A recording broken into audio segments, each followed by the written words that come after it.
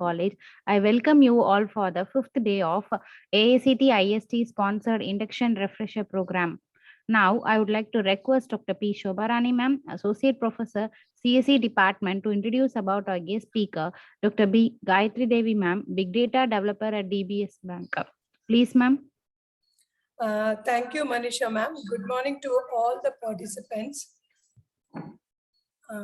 Today, I would like to introduce the guest speaker, the special guest speaker for me and as well as for the CSE department.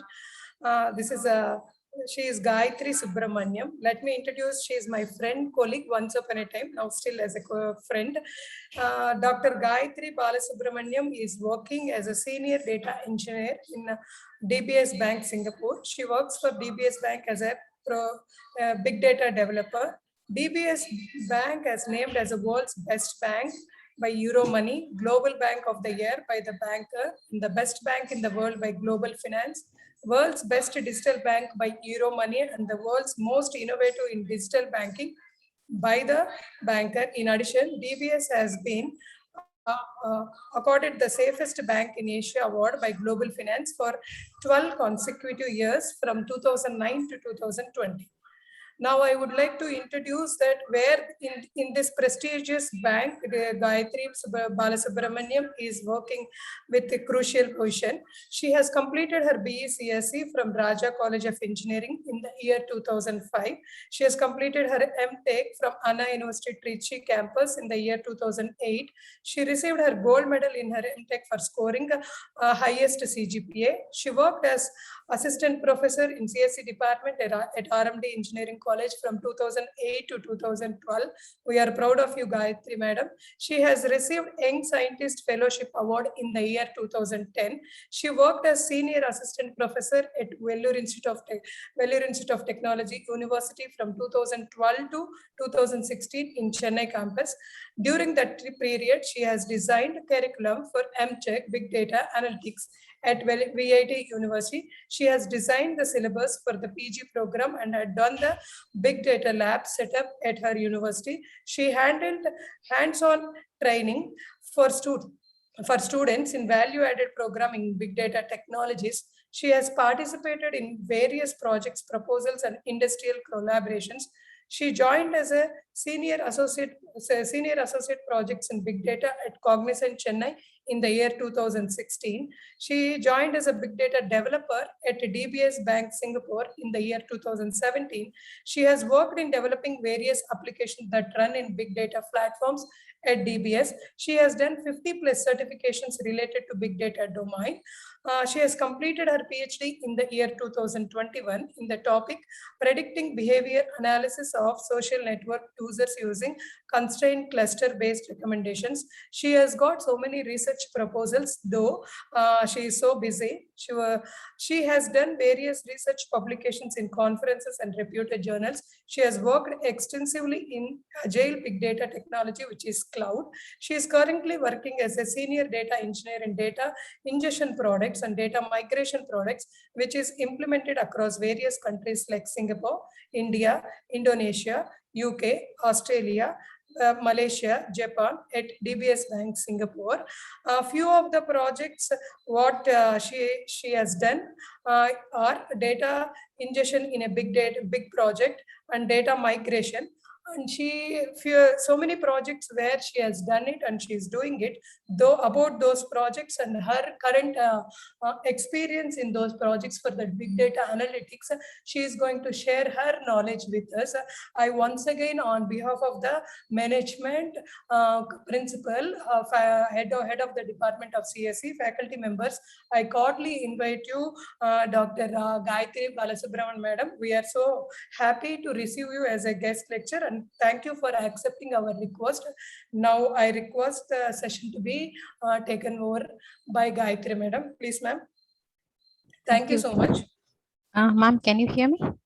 Yes, ma'am. Yes, ma'am. Yeah. Thank you, ma'am. Thank you all. So good morning, all. So just a second.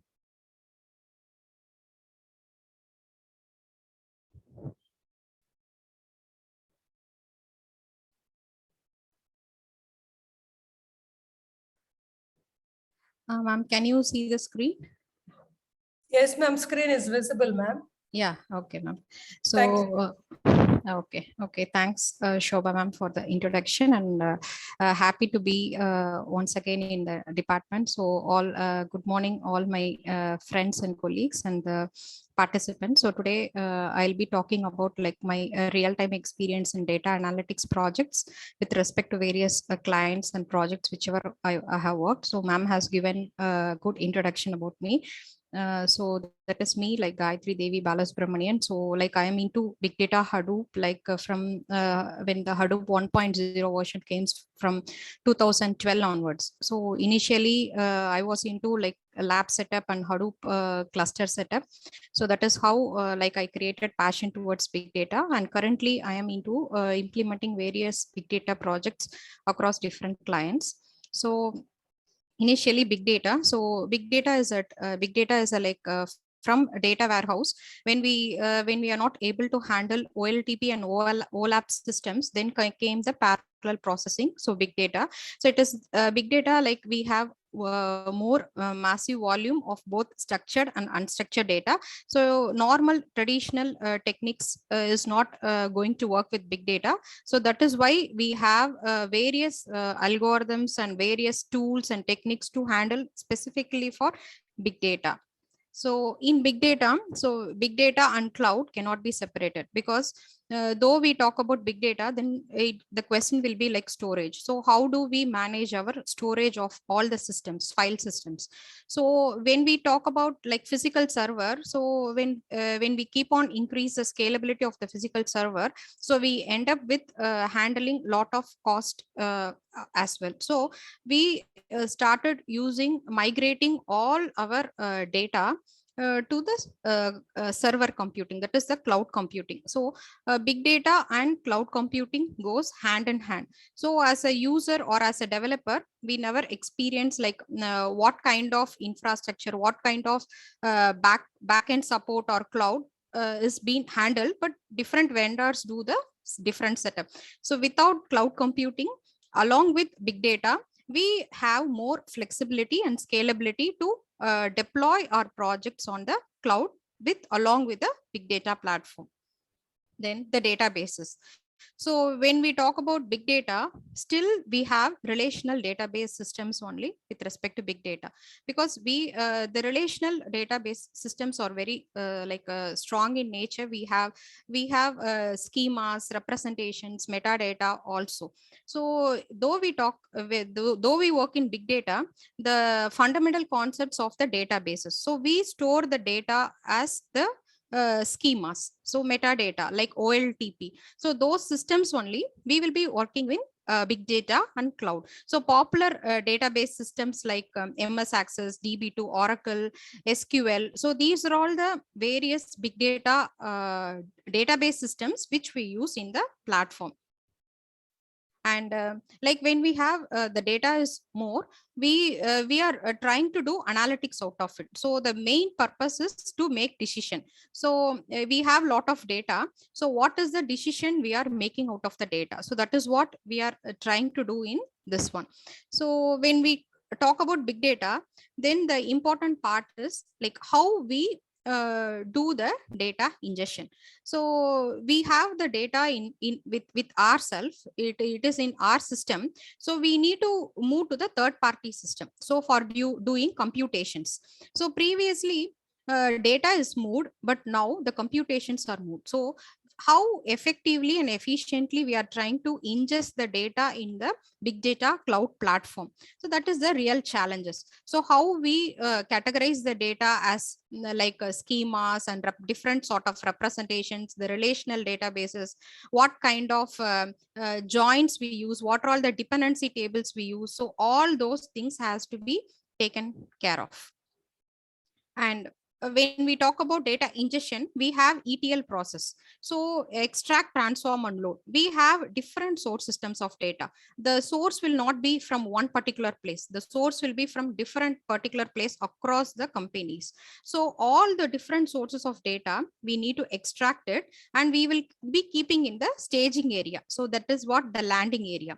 Once the landing area, all the data are collected, then we used to do the loading in data warehouse. So it depends. So it depends on organizations. People will be having like data marts, data lakes. So for every particular organization, like for example, we have consumer banking or personal banking.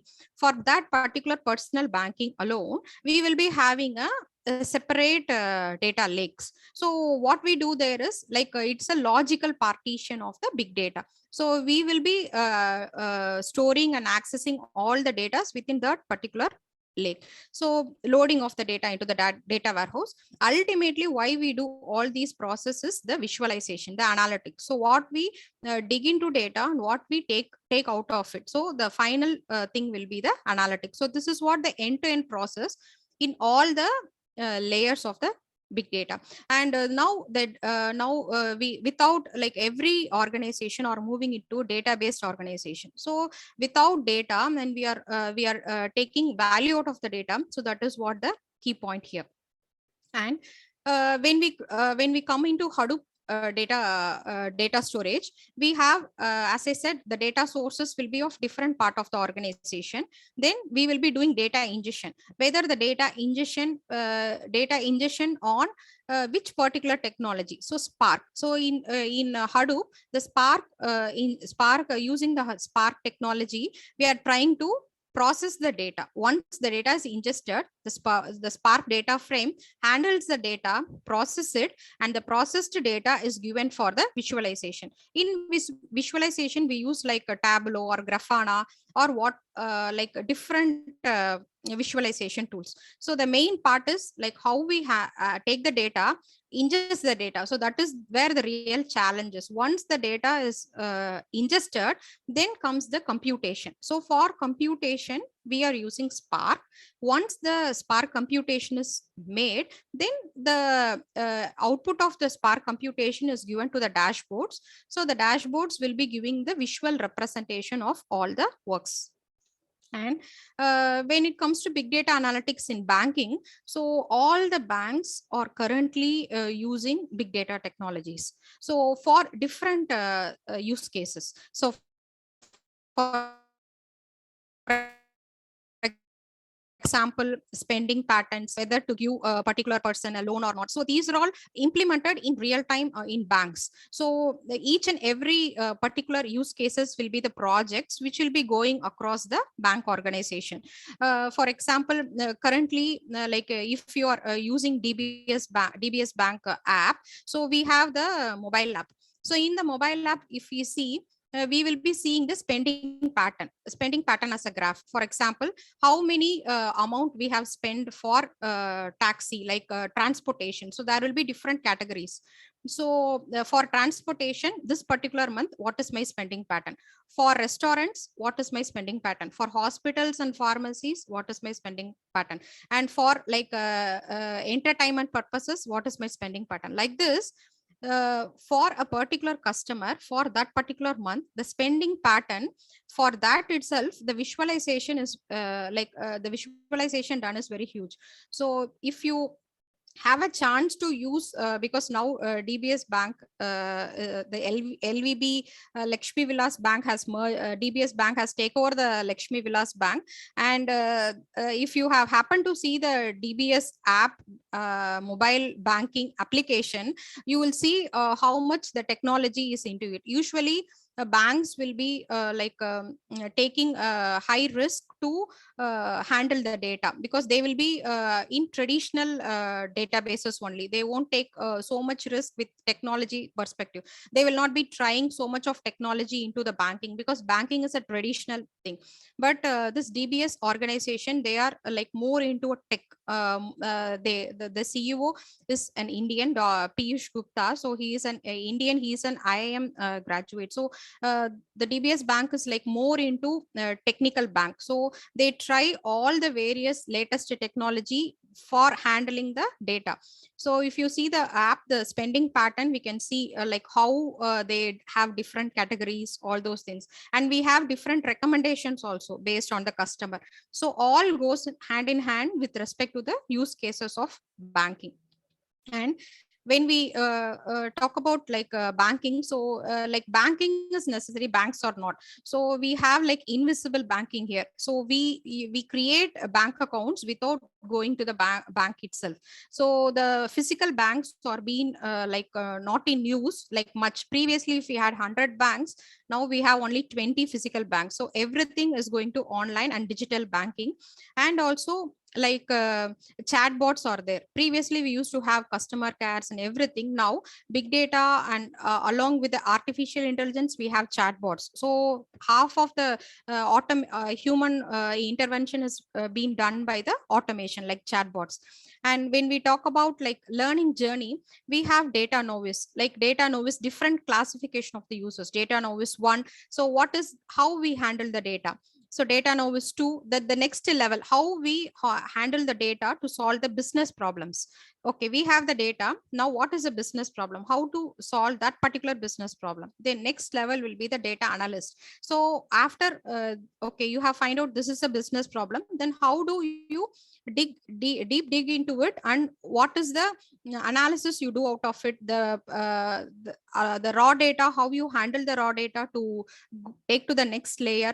The finally will be the data scientist. So once the data is prepared by the data analyst and it is been prepared, then the data scientists come into the picture. So this is like different level of data learning journey. And the data lakes, so we have different data lakes. So in particular, every data lake will be like logical partition only. It is like logical partitioning of the databases. So we have like different data lakes like for particular organizations. So we use Hadoop, Spark, then Amazon, Azure, Microsoft Azure. These will be the main part of the data lakes. So what we do in this data lake is we collect the data and we transform the data and we distribute to across different domains, different organizations.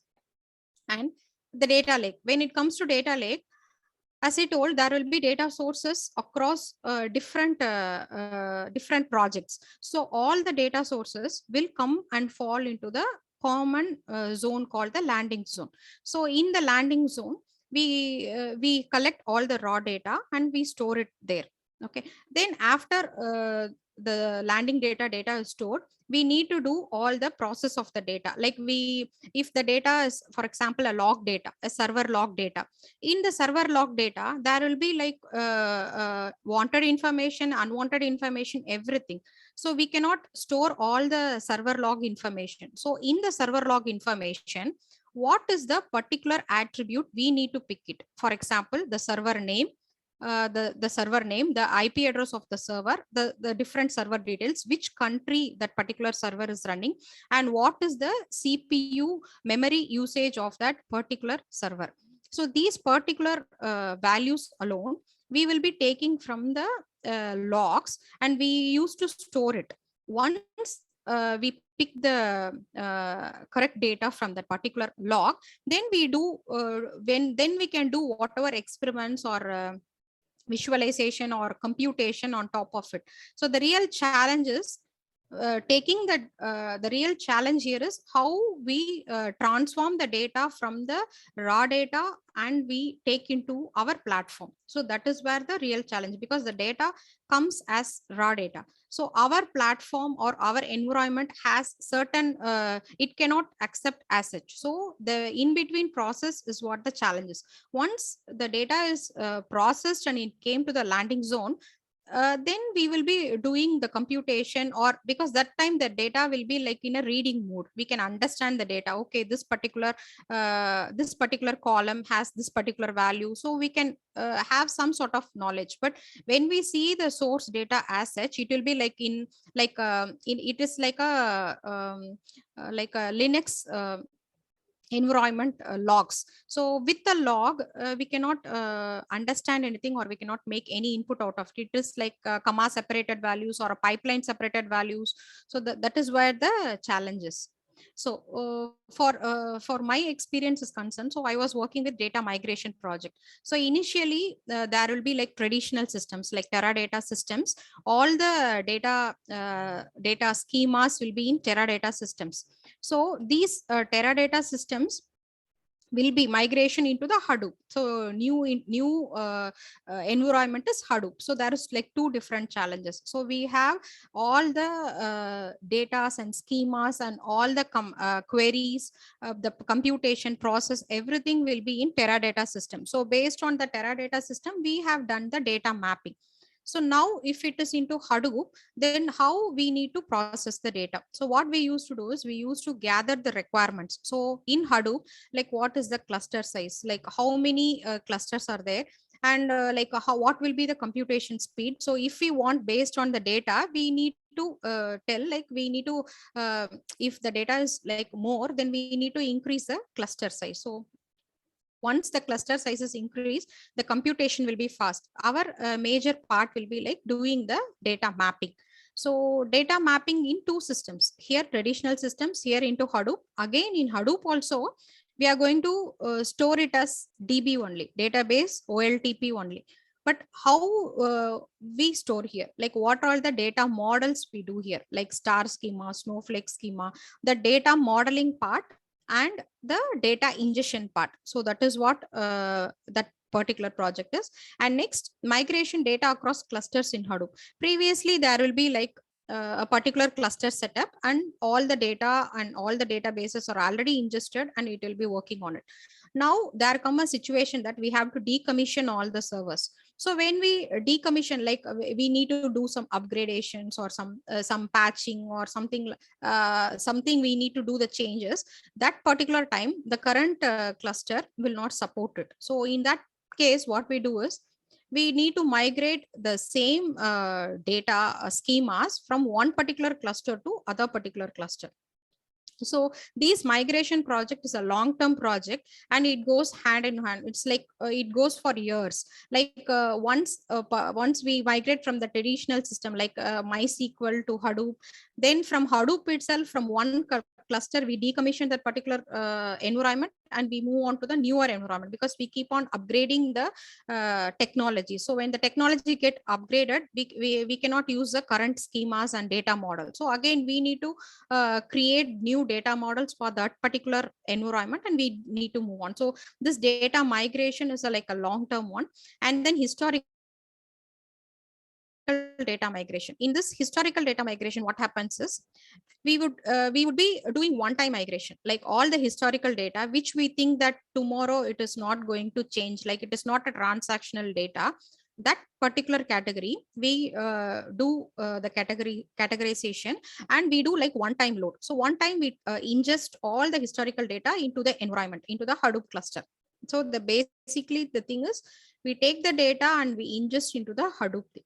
So if it is a historical data, we are not going to have any incremental runs on that, or we are not going to touch anything. So we do historical migration as well.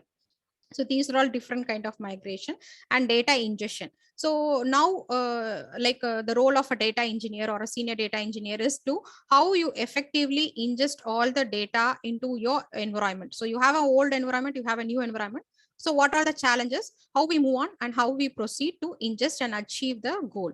So end-to-end process of the ingestion of the data. So from the source data, you transfer it to the analytics part, like the visualization part. So we do doing the ingestion jobs, then we have to do the testing and we have to deploy to production. So we have like different environments in the development stage. Like we have UAT, like in UAT we used to do all the testing development in UAT environment. So we assume the scenarios. So if the file comes in this particular format, how we will handle it. So that kind of testing and all the development will be handling in the UAT environment. Once the UAT environment is success, then we monitor the jobs for like 10 to 12 days. Then we move on to the QA environment, like quality environment. Like we test the job in different levels of environments. Once the job runs for 1 month for quality environment, QA environment without any issues, then we will be deploying those jobs to production. So production is where the go live of the project is. So it goes to the production. So the different end users across the organization can see our portals. Ultimately, all the data jobs will be ending up with a visualization portal and visualization board. They need the data to use for different purposes. So they would be taking our data and using in their dashboards. So it goes to the production. Once we hand over to the prod, the jobs get running, go live, then we will be solving the issues. Like once we done the production, we will be doing like 1 month of support of the production jobs. Then we do the handover to some other team, like the support team. So they will be taking the particular work, and if any issues comes or any challenges or any issues, then it will be reported to the development team and we will be handing over it.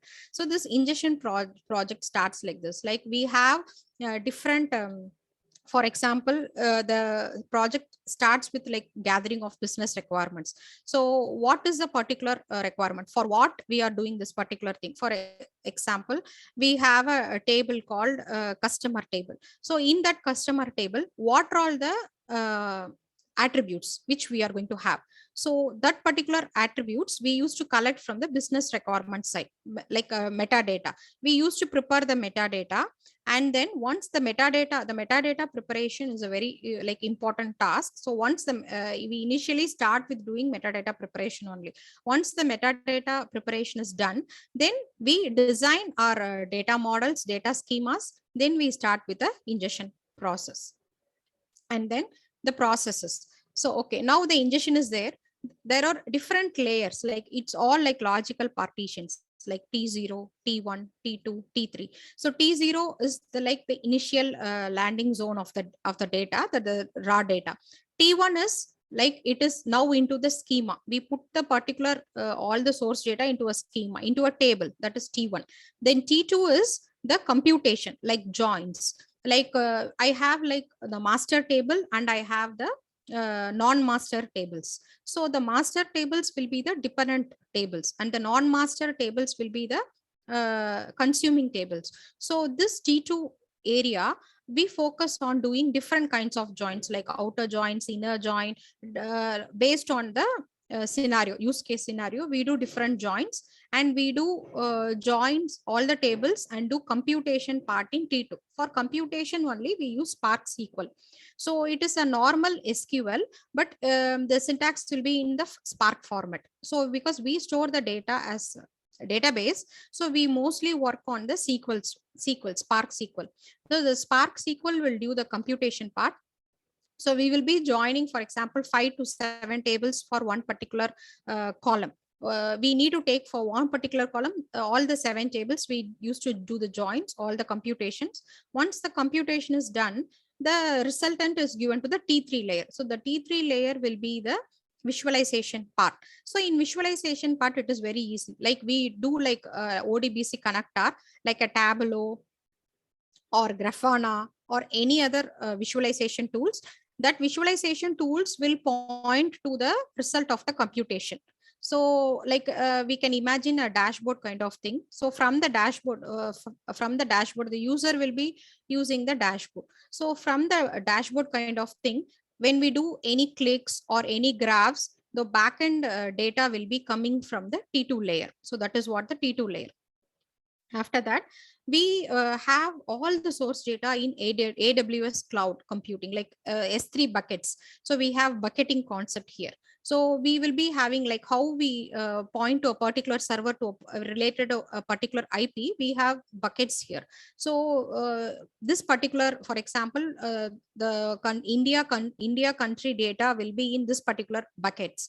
So we need to point our Hadoop file system to pick the file from the that particular cloud bucket. So our pointing to the cloud, and we will be taking the data from there. Then once we pick the data from the cloud bucket, what we do is we do the we land it here and we do the analysis, we do the data models, then we load into the Hadoop. So that is the part.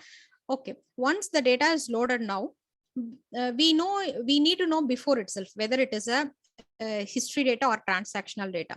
If it is a history data, then okay, we can store as such. If it is a transactional data, then it is going to be the date daily base ingestion. So what we do is like we have like history data along with transactional history with incremental. There are different type of use cases and different loading modes as well. So we categorize with different loading modes as well, like whether it is a one-time load or it is batch load or it is streaming data or it is transactional data, like that. So if it is a transactional data, then we do the ingestion like on day-to-day basis. So because previous day data will be going to the historical table. So day-to-day data will be storing in the history data. So what we do is we create like partitions in Hadoop, like date we can do like date partitions, like partition concepts we can use in Hadoop, and we can achieve this particular thing. And batch jobs. So once this particular all the jobs are automated, we are going to do the batch jobs. So batch job is like this particular time, daily 9 o'clock, you need to pick all the files from the S3 bucket, and you need to process it and you need to ingest it, because we are not going to do manual all the process. So everything is automated. So whether we join morning 9 o'clock or not, the batch job is going to run by itself. So we do the shell scripting, and using the shell script, the batch jobs are being created. The batch jobs, what it will do is it will pick from a particular location the raw data, it will do the process, and it will push to the front end like a dashboard. So that is what the batch job does. That is the help of the automation. That is what we keep be telling, like we need to automate everything. So if for example, if there is any bad job issue or anything, there will be like mail communication to particular team or particular members. So then we used to log in and we used to check, okay, what is the issue in this particular bad job, whether the source hasn't sent the file, or the job didn't pick it, or what is the issue behind it. Then we used to give the fix, and we used to see the dashboard. Because when the users every day, because it is a banking organization, the data is very important. Like for 5 minutes also, if the downtime is there for any dashboard, it will affect the businesses, because we want immediately everything now in today's scenario. We want a mobile banking or a transaction or everything, we want the next second. We need to see all the portals and all the dashboards. So that is a level of testing we need to do, so that we avoid all those kind of scenarios. And then the T2 is what the compute is done using Spark SQL, and T3 is the report generation. And so for example, this is the data visualization dashboard. So this is what our end result is. For doing this end result, we start developing all the this is the end result we want. So they'll be telling us, they'll be giving the scenario like we want dashboard with different graph notations, and the dashboard can be like anything. We are not very specific to one particular dashboard, because dashboard is going to be graphical representation. So for that case, we will be using any open source or any technologies which is on that particular market. But the thing is, like how we take the raw data and we process it and we move so that we get the data in the visualization format. So that is what the challenge is. And few of the real-time projects like I have worked is like server monitoring dashboard. Like we are maintaining like servers, and it is like again log processing only. So like we have different servers will be generating logs like every point of time, like every 1 hour, every 2 hour, there will be some, like for we are using IBM servers, then IBM servers will be generating all the log file. So it is like log analytics. So we need to do log analytics because the entire organization is depending upon the infrastructure. So the infrastructure is the server, physical servers and the cloud servers. So we have to know what is happening behind the logs so that we can plan our infrastructure accordingly. For example, this project, there are across like 10,000 servers. So every 1 hour or every half an hour, there will be generating logs. Okay. In that particular log, we will be taking the log and we'll be storing for monitoring the capacity. So every infrastructure or every server will be having the capacity. What is the CPU capacity? What is the memory capacity? So we will be having like threshold. So if the particular server is running, like more jobs are running in that particular cluster. So what is going to happen? The server is not going to take the jobs. So the dashboard is not going to show the data. So we will be maintaining like 75% of the capacity of that particular server. If that 75 threshold is higher, so it will be giving alerts to the users, the cluster team and different teams. It will be giving alerts. So the cluster capacity is more. So um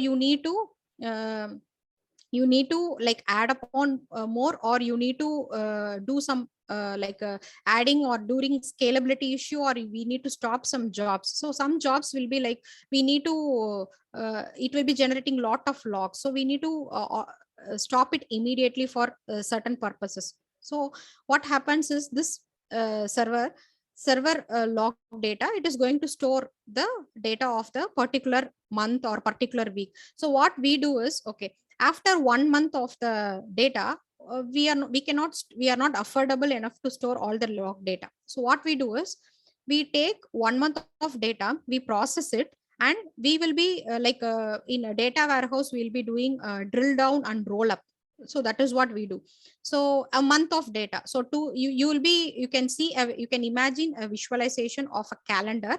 So when you click on January month, it will be giving the data of January 2021. What is the CPU usage? What is the memory usage for that particular server? So we don't store the raw data. So we have it, we take the data, we do the computation, and we we delete, and we make space for the next day log. So that that amount of computation we need to do, and we will be like storing for 3 days of the log files. So once the 3 days time is there, then the batch job will run, and it will clear all the folders, data, files, whatever is there, it will be deleted. So all the jobs are automated. So every 3 days it is going to clear the log file, and every day it is going to pick the particular data. And if you see the drill down approach, you can see yesterday, like this particular hour, like yesterday 1 o'clock, this particular server, what is the CPU usage, what is the memory usage. So we do the computation, we store it. How we do is like Hive, using Hive schema. So in Hive schema, you only when you create a table, you are only creating a table with, like, for example, 10 attributes. So much of log information, but you are picking and storing only 10 attributes out of it. So those 10 attributes are taking from the log file, and it stores in a table. After storing in the table in Hive format, we do SQL queries to do the computation.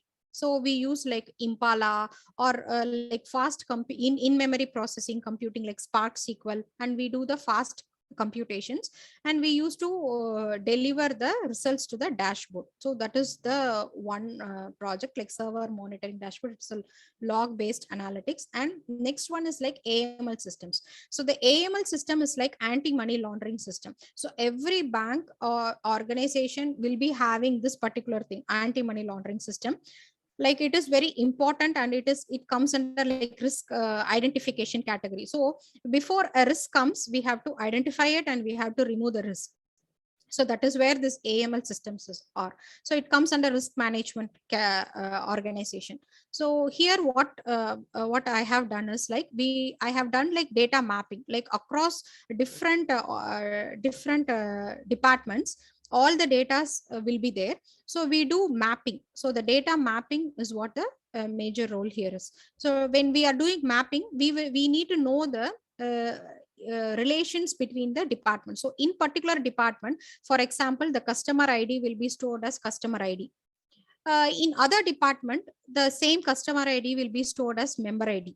So we need to know both customer ID and member ID are same. Like that, you can imagine the complexity of the databases. So we have across thousands of attributes for one particular table, hundreds of attributes for one particular table in one particular department. So the department can be like, one department can be personal banking, one can be credit card, one can be loan. But what we do is when we gather requirements, all the teams across all the teams like credit card, loans, and personal banking, mobile banking, all the people like sit together and discuss the requirement. Okay, what are all the important attributes they want, so that can be given to the AML systems for doing the alerting. So AML is like an alert monitoring system only. For example, a particular user is using a credit card in this country, and he tries to use the same credit card at the particular time or day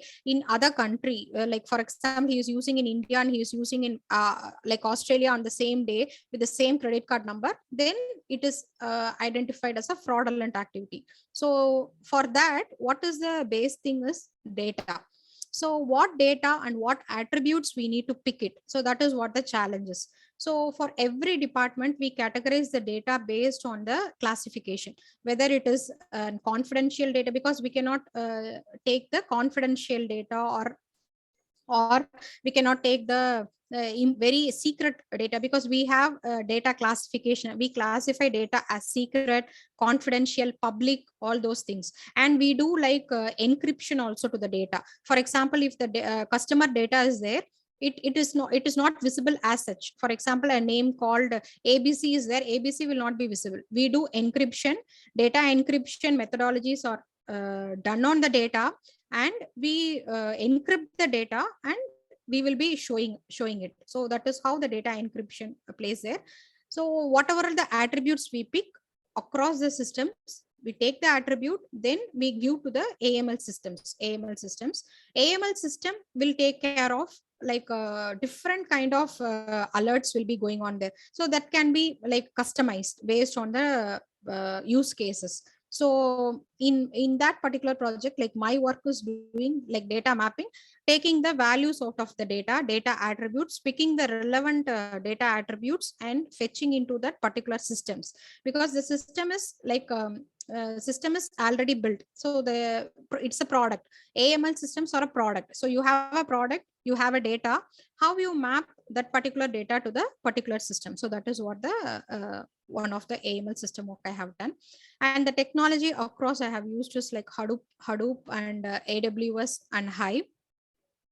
And with respect to Hadoop, so initially like when we started like Hadoop thing, I was doing like Hadoop setup for Hadoop 1.0.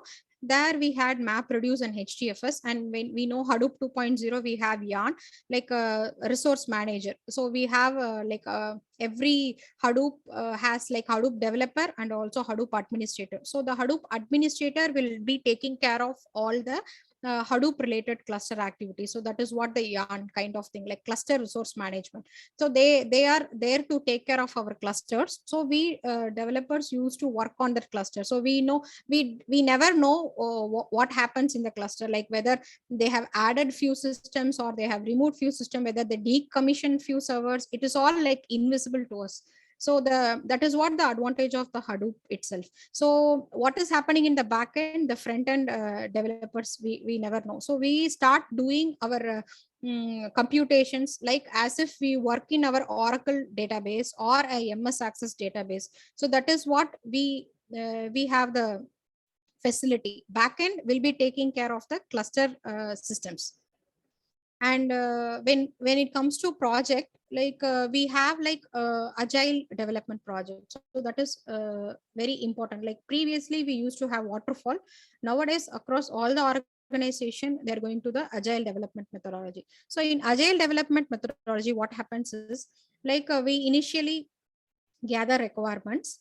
So once the requirements are gathered, then we developed like story, the client developer. So we play a role here, like the client is the one who give the use cases to us.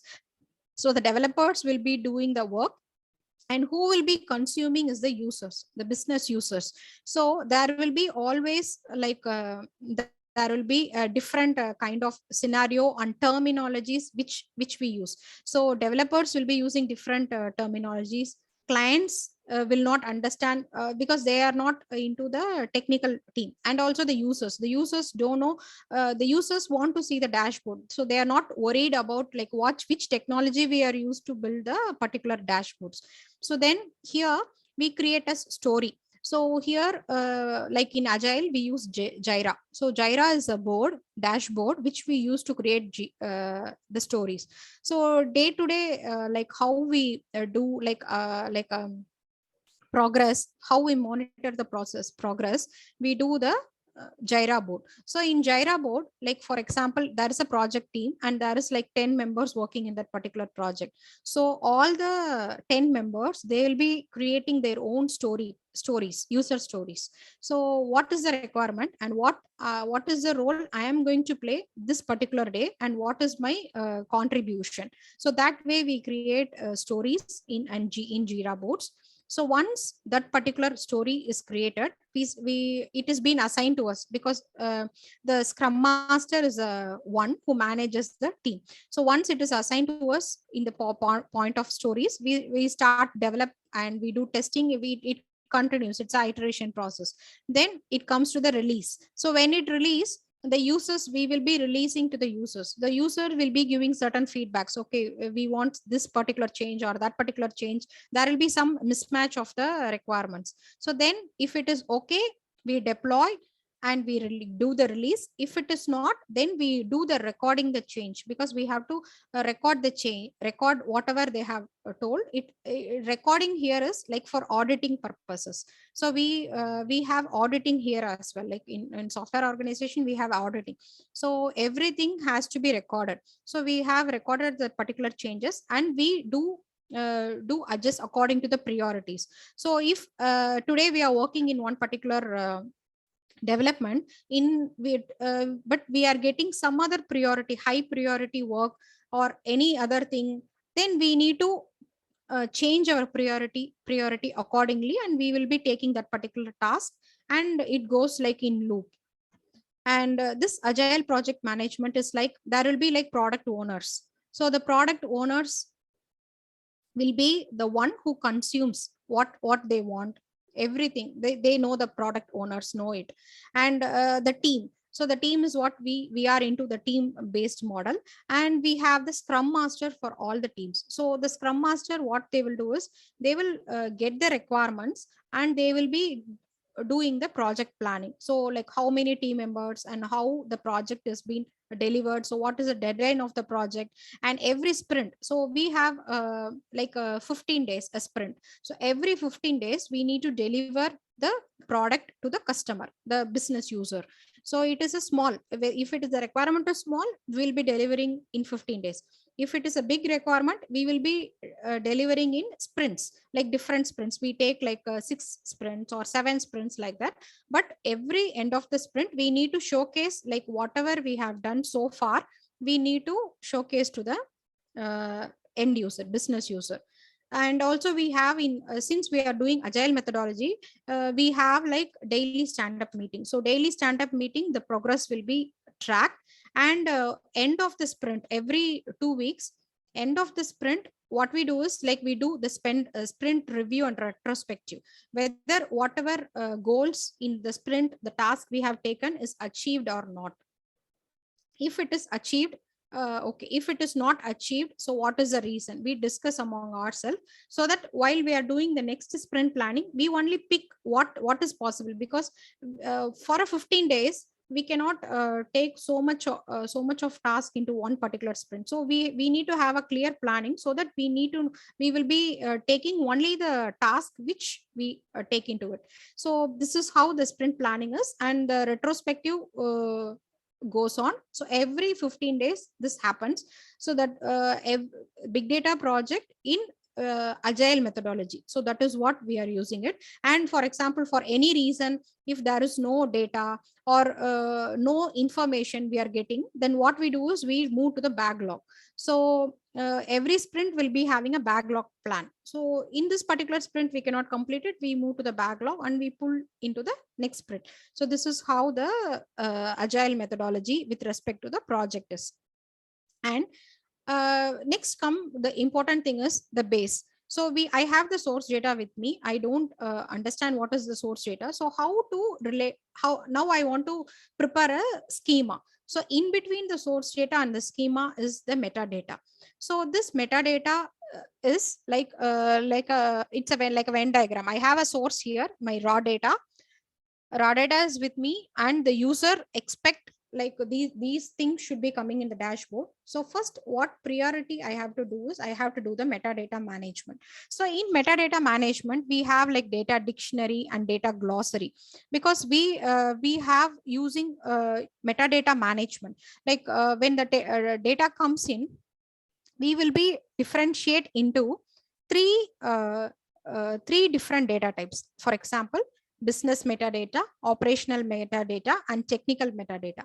So business metadata is like the business analyst. So they will be representing all the values in respect to business rules. What is a business? We user or we developer, we don't know like what is the business terminologies, or where they are going to use it. That is only known to the business users. So the business user, they prepare their own metadata, and they come with, they represent their own fields, they represent their own business rules. And operational metadata, in operational metadata is with respect to the deployment, like where you are going to locate your source location is S3 bucket. So I need to mention like in operational metadata, I need to mention like this particular S3 bucket, I am going to store my data, and what is the target location. Once I do the computation, which place or which location I need to store the data, and what is the file size, like approximately what will be the file size, and different parameters like whether it is a dump record or number of record. All these sort of information will be in environment related information, will be in operational metadata. And in technical metadata, so this technical metadata will be prepared by the developers. So what we do is like we create datas, attributes, what kind of attribute it is. So here is an example of the technical metadata. So what are the table names? So for table name, there is like naming conventions. So for example, there is a table called customer info. That customer underscore info will be the naming convention for all the countries, because since bank has branches in across all the countries, the table name convention is very much important. So that particular table name will be like across all the countries. So you'll be having like Canada underscore customer information, India underscore customer information, such kind of things, like country along with the table name. So table name will be the unique name which is given. So this is what we do in the technical metadata preparation itself. Then column names. Okay, what are all the column names and how we do the naming conventions of the column names. Once this column names is there, okay, whether if it can have null values or not null values. Then what is the data type of the particular column, and what is the length of that particular data type, up to if it is having decimal, what are all the ranges of it. If it is having a date, what is the format. For example, whether it has year, month and day, or vice versa. And if it is timestamp, then what is the format of the timestamp, whether it is we need to mention very small information also, like whether the timestamp is given as a hyphen or if it is given as slash. Every information, what is the format of the timestamp, what is the length of the timestamp, and whether that particular column is primary key or not. So we need to identify whether that when designing a table, what are all the primary keys and what are all the foreign keys. Because while doing computation, we will be using because every table is developed independently, but when we try to do the computation, we use primary keys and foreign keys to travel across all the tables to do the joins. So when table is created, we used to do the primary key and foreign key. And if it is a primary key, we should tell whether it is unique or not. We need to have a check in metadata itself whether it is unique or not, and it should not be null. All the primary key constraints will be checked in the metadata part itself. Like when we try to create a metadata, once the metadata is done, So that will be like high quality of the metadata. Then only the next computation or the ingestion will be success. So then this primary key and foreign key, so all the information, like we have the loading type of the metadata, like what is the loading type, whether it is a history table or whether it is a transactional table, what is the frequency of loading, whether for example certain table will be loading every Monday, certain table will be loading every week, certain table will load daily. So a certain table will load on public holidays, is because banks will be working on public holidays, like a banking holiday will be different, like banking working hours, banking holiday. So we need to do the we need to create refresh frequency. What is the refresh frequency when the data comes in? What is the loading mode? And what kind of data it is? Whether it is a OLTP or it is a transactional data or it is a history data, and where it is located, where it is stored. So all the kinds of information will be prepared in technical metadata. And this is an example of a tool, like a metadata management tool, which we can see. So here we term the data as assets. So we create assets in organization. So this is example of a business glossary, business assets. So we have the name here and the definition of that particular, for example, we can take this as a table name and the definition of the table name and whether it is accepted or not. So we have a concept called data stewards. So data stewards in an organization are people who approve this particular data set. So data is an asset. So we create an asset to the organization.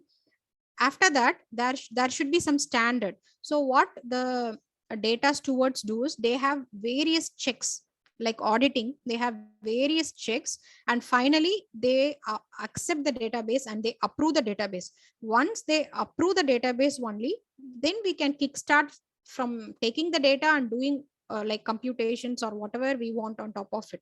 So this is the status, whether it is accepted. If it is not accepted, it will be like in candidate states. So then we need to do all the changes whichever is required. Then we need to submit for the data steward. So nowadays, since the organization are based on database organizations, so we have data stewards role also. So like how we have data engineers, we have data stewards. So the data stewards will be approving, they are the approval higher authority of this metadata managements and all.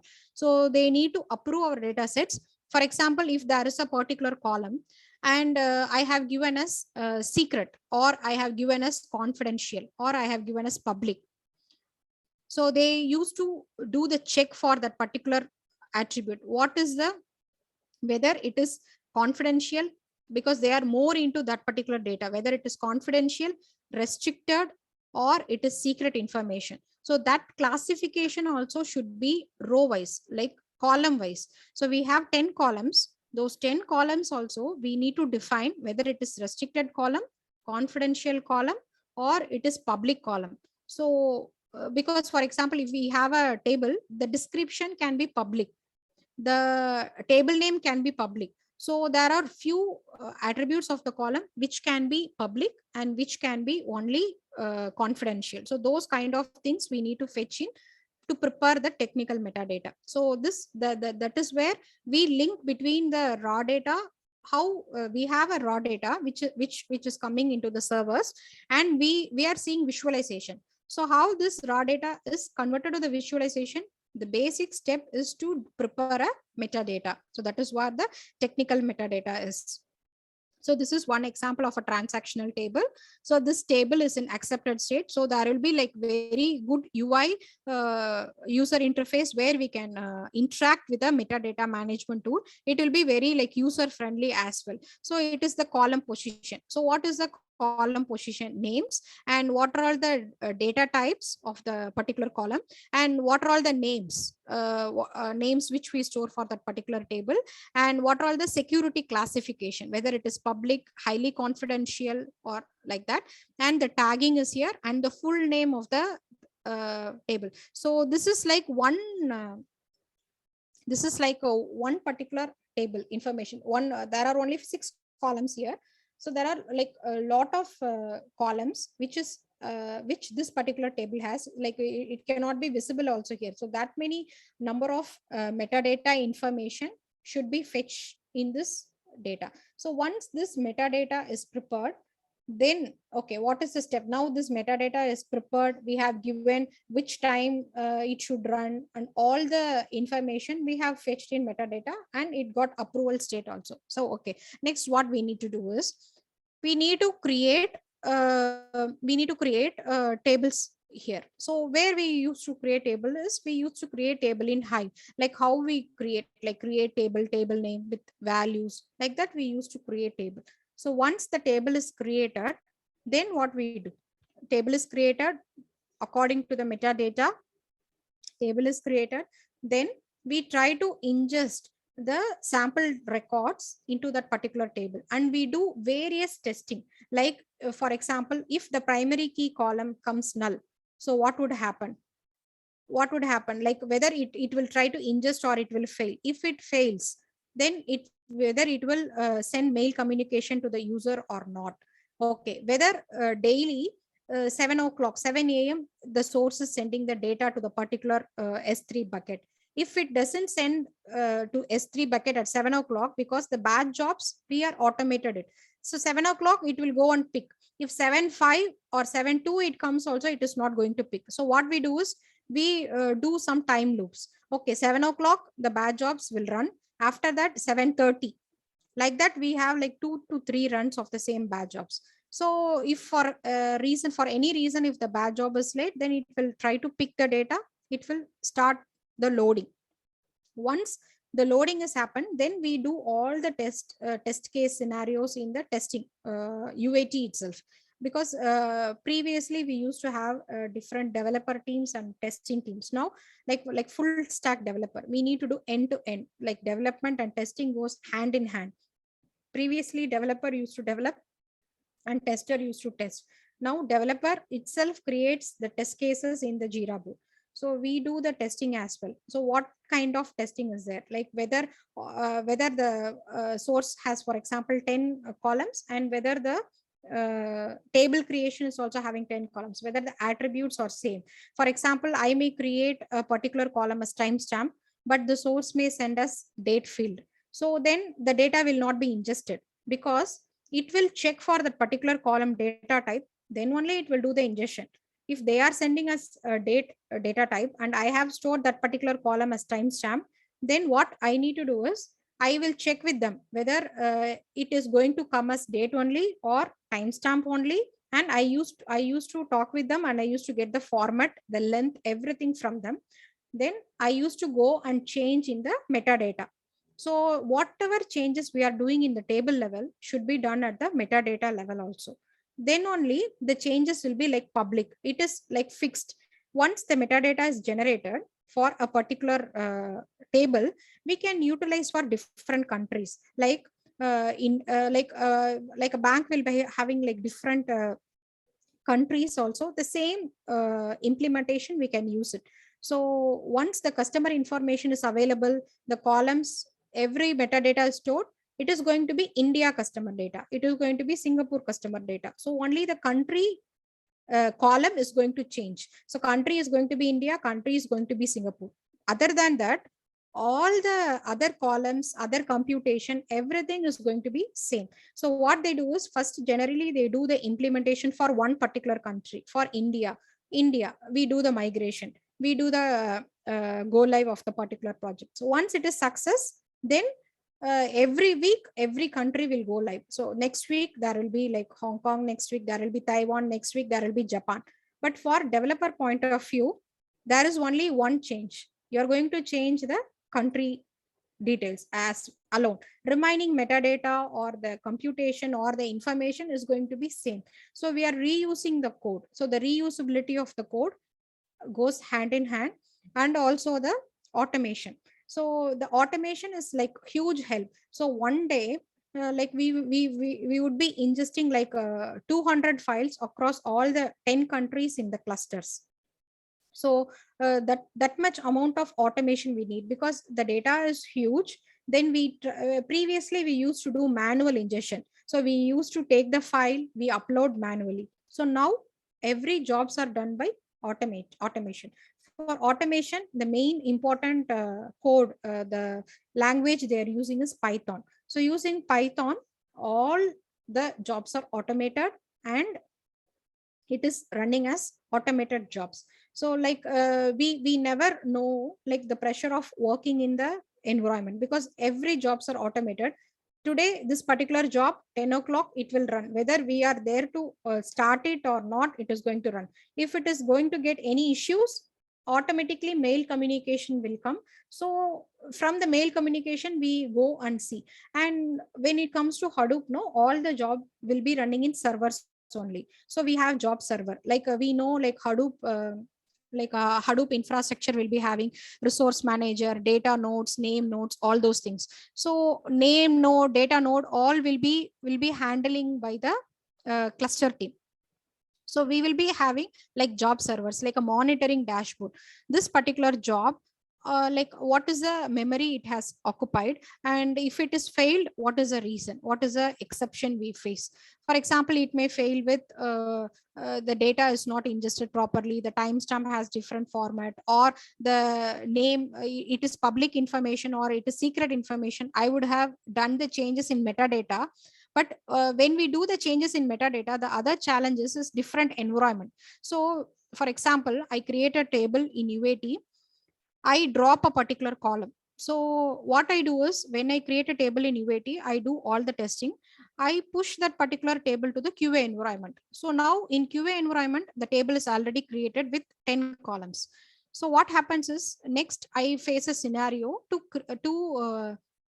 remove a particular column in the table. So what I do is, I go to the UAT and remove that particular column, but that will be removed only in UAT environment. It will be running in the other environment called QA, and even in prod also. If, for example, if I had moved to the prod, in prod environment also, the 10 columns will be running.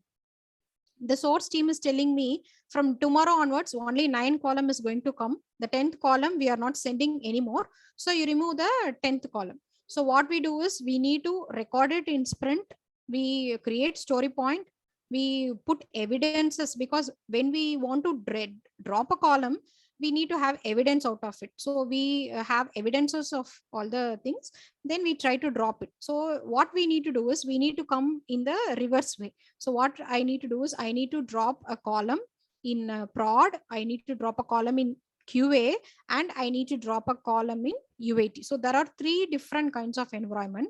So the impact will be like huge, because it's not in one environment, 3 environments. So that is where this data lineage is there. So this data lineage is like application 1, 2, 3. So over the time, when we do the data migration across different environments, whether we want to add, whether we want to remove, we want to do across all the things, and also metadata. So if they have given me a use case, like I need to remove a column, first what I need to do is, I need to go to the metadata, and I will drop a column in the metadata level, and I need to replicate to different environments. So replicate to UAT, replicate to QA, replicate to prod. So what will happen the next day when the job ingests, it will fail, because there is 10 column, now only 9 got ingested, it got failed.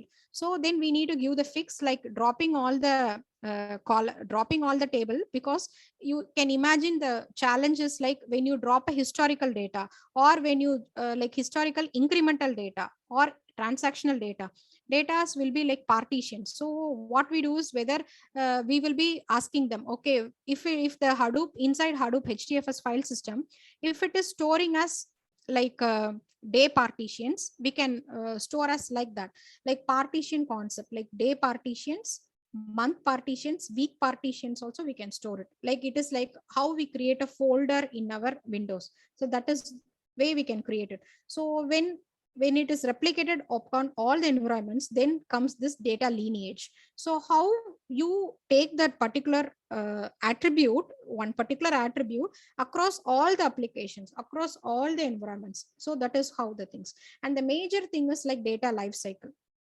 So every project has its own life cycle, like that big data projects also has its life cycle.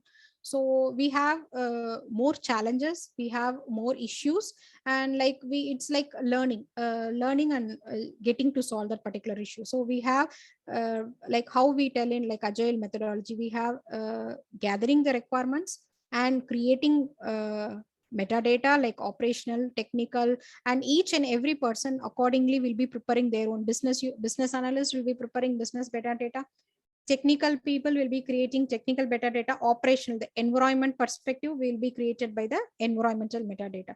Once the metadata is created, then what happens is, once the metadata is created, then we create schemas and data models. So first, for example, when we do an automation process, once the master table will be loaded. Once the master table is loaded and all the master table are success, then the dependency table will be loaded. So you can imagine, for example, there is one use case, like there are 10 master tables and there are around 500 dependency tables. So if this master tables are having any issues or any like any issues, or if it failed for any reasons, these 500 dependency jobs will not run. So if this 500 dependency job will not run, end up with we will not be seeing any record in the dashboard. So it is like 24/7 we need to monitor the cluster, we need to monitor the logs, and we need to monitor the data, and it is like a hand in hand. So when you do the changes also in one particular environment, we need to make sure we do all the changes in all the environments. So it's with respect to technology, and also with respect to like use cases also. So use case to use case it will change, like we cannot follow the same methodology for all the use cases. So once this requirement is done, then we do the ingestion. Then once the ingestion is done, ingestion will be done in the T1 layer. So we have like in database there is different layers. So T0 is a staging area, that is a landing zone. In T0 we cannot make any information out of the data, then it goes to the T1 layer. In T1 layer we will be having all the schemas, data models, metadata, everything thing in T1 layer, and T2 will be the computation. So once the computation is done, then it goes to the dashboard. So if the dashboard is not having anything, then it goes in again a cycle. So it's like we are more into an agile way. So this is how the real-time project is. So thank you for giving me an opportunity to share my real-time project experience, and this is my information. You can reach me in this particular links. Thank you.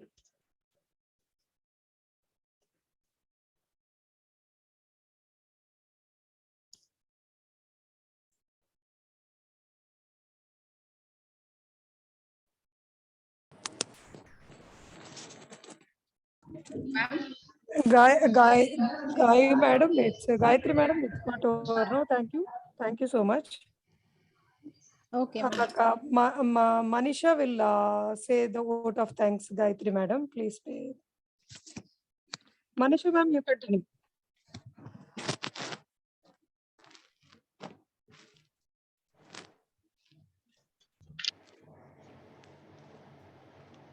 Is my voice audible?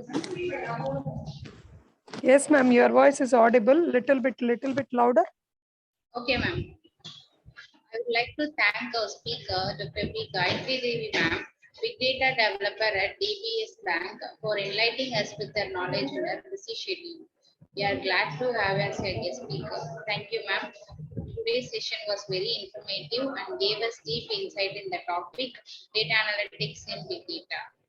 Once again, thank Dr. B. Gayatri Devi, ma'am, for presenting the wonderful session. Thank you, ma'am. Dear participants, the attendance and feedback link will be posted in the chat box.